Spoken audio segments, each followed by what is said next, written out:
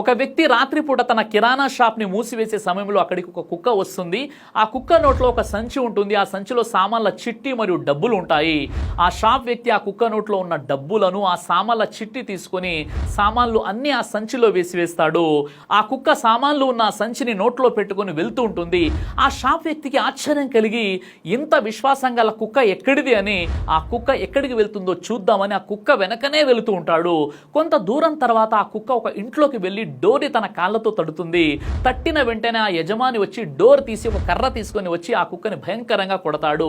ఆ కుక్క వెనక వచ్చిన కిరాణా షాప్ వ్యక్తి చూసి ఆ యజమానిని, ఇంత విశ్వాసం గల కుక్కని నేను ఎప్పుడు చూడలేదు, నీకోసం ఇంత రాత్రిలో వస్తువులు తీసుకువచ్చింది, ఈ కుక్కని ఎందుకు కొడుతున్నావు అని అడుగుతాడు.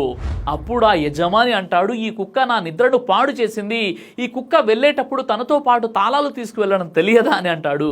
దీని ద్వారా అర్థమయ్యేది ఏంటంటే, కొంతమందికి ఎంత చేసినా విశ్వాసం అనేది ఉండదు.